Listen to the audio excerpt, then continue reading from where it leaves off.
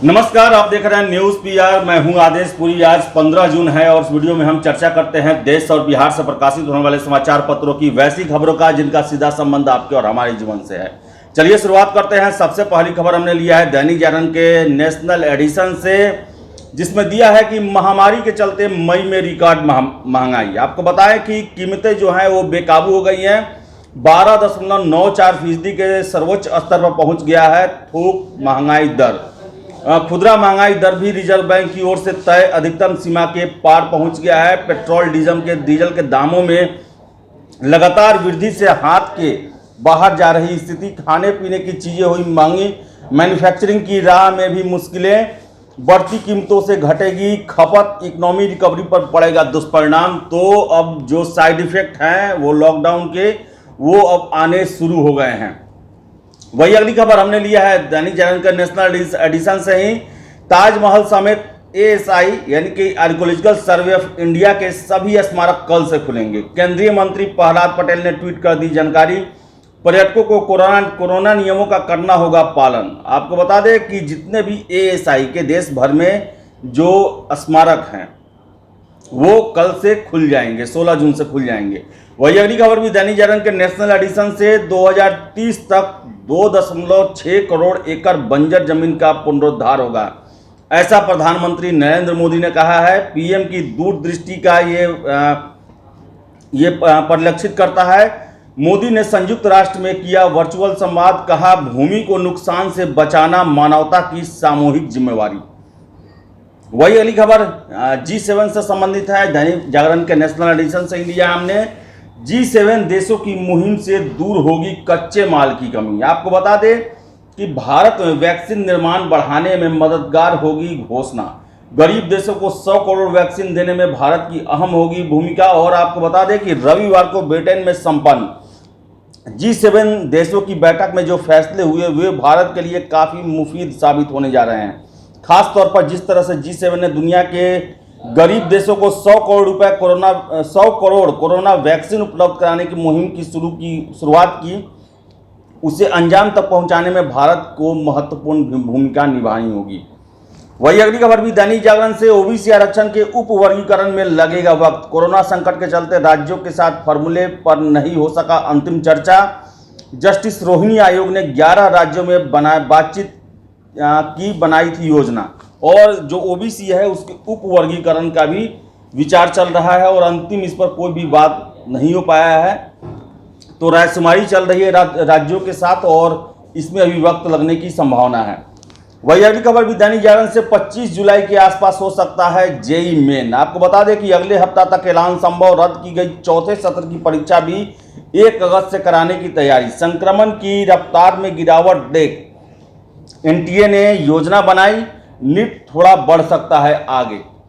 वही अगली खबर हमने लिया है दैनिक जागरण से। इसमें दिया है कि बंगाल में आखिरी सांसें गिन रहा है लोकतंत्र, और ऐसी बातें कही हैं वहां के राज्यपाल जगदीप धनखड़ ने। आपको बता दें कि कानून व्यवस्था को लेकर राज्यपाल ने ममता सरकार पर साधा निशाना। नेता प्रतिपक्ष शुवेंदु अधिकारी के नेतृत्व में भाजपा विधायकों ने की मुलाकात, और इसके बाद जो है ये बयान आता है। हालांकि इससे पहले भी ऐसे बयान बंगाल की परिस्थितियों को देखकर राज्यपाल जगदीप धनखड़ लगा चुके हैं।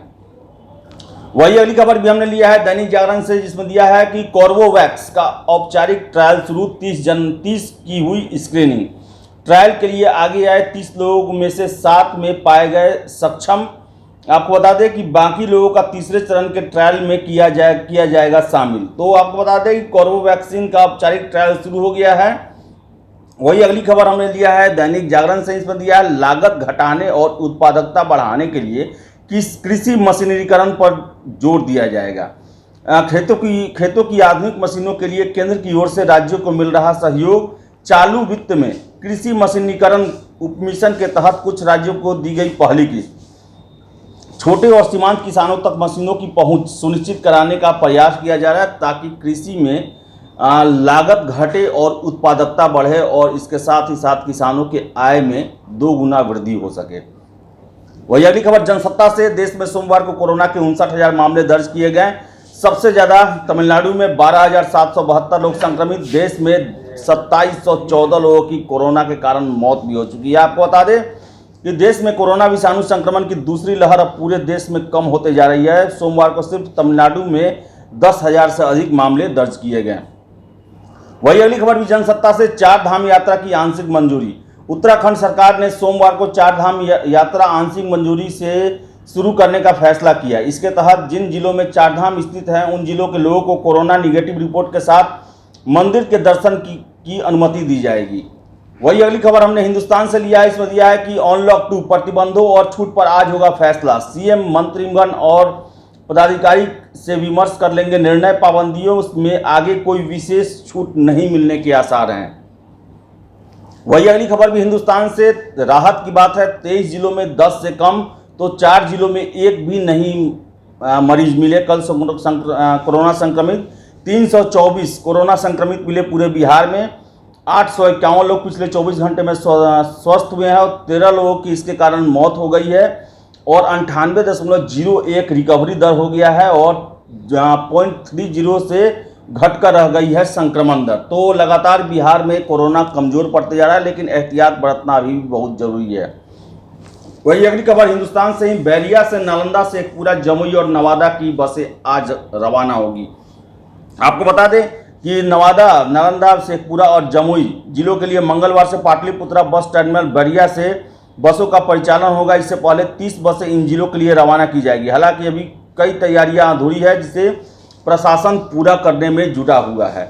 वही अगली खबर भी हिंदुस्तान से इसमें दिया है कि बेहटा सरमेरा सड़क अब होगी 6 लेन की। रामनगर से कन्हौली 39 किलोमीटर सड़क लेन 6 लेन बनाई जाएगी। NHAI ने शुरू किया काम। वही अगली खबर हमने लिया है हिंदुस्तान से, इसमें दिया है कि बिहार में कोरोना टीकाकरण की रफ्तार 4 गुना करने की तैयारी चल रही है। आपको बता दें कि बिहार में कोरोना टीकाकरण की रफ्तार 4 गुनी की जाएगी। मुख्यमंत्री नीतीश कुमार के निर्देश के बाद स्वास्थ्य विभाग इसकी तैयारियों में जुट गया है। इसकी विस्तृत कार्य योजना तैयार की जा रही है। जिलों से भी इसके लिए सुझाव मांगे जाएंगे। वही अगली खबर जो है हमने लिया है हिंदुस्तान से ही, जो कि सीनियर DSP कमलाकांत प्रसाद से संबंधित है। उनके गिरफ्तारी का आदेश दे दिया गया है। आपको बता दें कि बिहार पुलिस के सीनियर DSP कमलाकांत प्रसाद को गिरफ्तार किया जाएगा। गया के महिला थाने में पिछले महीने ही सीनियर DSP के खिलाफ दुष्कर्म की प्राथमिकी दर्ज की गई थी और इस मामले में सोमवार को CID के ADG अनिल किशोर यादव ने कमलाकांत प्रसाद को गिरफ्तार करने का आदेश दे दिया है। वही अगली खबर भी हिंदुस्तान से, इंटर में इस बार नामांकन के लिए 17,02,000 सीट को आवंटित किया गया है। बोर्ड ने 3 संकाय में दी भरपूर सीट। सभी उत्तीर्ण विद्यार्थियों को आसानी से मिलेगा प्रवेश। आपको बताएं कि कला संकाय में 7 लाख और नामांकन को मैट्रिक में के पास 5 लाख छात्र हैं। इंटर में दाखिले के लिए छात्रों को नहीं होगी परेशानी, आसानी से होगा नामांकन। इसके लिए शिक्षा विभाग ने, बोर्ड ने तैयारियां कर रखी हैं। वही अगली खबर हिंदुस्तान से ही, BSSC की 2 प्रतियोगी परीक्षाओं का आवेदन लेगा। आपको बता दें कि बिहार कर्मचारी चयन आयोग एक साथ 2 प्रतियोगिता परीक्षाओं के लिए आवेदन लेगा। इसकी तैयारी शुरू कर दी गई है। पहला इंटर स्तरीय परीक्षा और दूसरा तृतीय स्नातक स्तरीय परीक्षा की वैकेंसी एक साथ निकाली जाएगी। वही अगली खबर हमने हिंदुस्तान से ही लिया है, जिसमें दिया है कि सभी प्रखंडों में आधुनिक सुविधाओं वाला सब्जी मंडी बनेगी। आपको बता दें कि लोगों को खरीदारी के लिए मंडी के बाहरी हिस्सों में एक खुदरा दुकान भी होगी। आपको बताते चले, इन मंडियों का संचालन भी सब्जी उत्पादन करने वाले किसानों की समिति ही करेगी। सब्जियों को खराब होने से बचाने के लिए मल्टी चैम्बर कोल्ड स्टोरेज की भी व्यवस्था की जाएगी। तो हर एक प्रखंड में सब्जी मंडी, आधुनिक सब्जी मंडी बनाने का फैसला राज्य सरकार ने लिया है। वही अगली खबर हमने हिंदुस्तान से ही लिया है। इसमें दिया है कि कोर्ट में अपील करने वाले अप्रशिक्षित शिक्षकों की अभी नहीं जाएगी नौकरी। आपको बता दें कि राज्य के सभी विद्यालयों में कार्यरत वैसे अप्रशिक्षित शिक्षक जिन्होंने उच्च न्यायालय में अपील दायर की थी, फिलहाल उनकी नौकरी नहीं जाएगी। ऐसा फैसला जो है वो राज्य सरकार के द्वारा लिया गया है। वही खबर आपको अगली खबर हमने प्रभात खबर से लिया है। इसमें दिया है कि सिर्फ 5 कॉलेजों का ही दे सकेंगे चॉइस। CET BEd इस बार की नामांकन प्रक्रिया में किया गया है बदलाव। अब जो है पहले जो था वो 10 कॉलेज ऑप्शन आपको चॉइस में देने का अधिकार दिया गया था, लेकिन इस बार अब 5 ही आप कॉलेज का ऑप्शन दे सकते हैं। वही अगली खबर हमने लिया है प्रभात खबर से। इसमें दिया है ग्रामीण बैंकों में अनुकंपा पर नियुक्ति का रास्ता हुआ साफ। आपको बता दें कि ग्रामीण बैंकों में लंबे समय से लटकी अनुकंपा नियुक्ति का रास्ता साफ हो गया है। कोलकाता हाई कोर्ट ने हाल में ही भारत सरकार को आदेश दिया है कि ग्रामीण बैंक के निदेशक मंडल द्वारा अनुकंपा नियुक्ति स्कीम स्वीकृत करने की तिथि में तिथि से 5 वर्ष पूर्व यानी 2014 से लंबित अनुकंपा नियुक्ति को शीघ्र अमल में लाया जाए। तो ये थी आज देश और बिहार से प्रकाशित होने वाले समाचार पत्रों की वैसी खबरें जिनका सीधा संबंध आपके और हमारे जीवन से है। अगर आप हमारा ये वीडियो फेसबुक पर देख रहे हैं तो वीडियो को लाइक शेयर करें और हमारे पेज न्यूज़ पीआर को फॉलो करें। अगर आप यूट्यूब पर देख रहे हैं तो वीडियो को लाइक शेयर करें और हमारे चैनल न्यूज़ पीआर को सब्सक्राइब करना ना भूलें। धन्यवाद।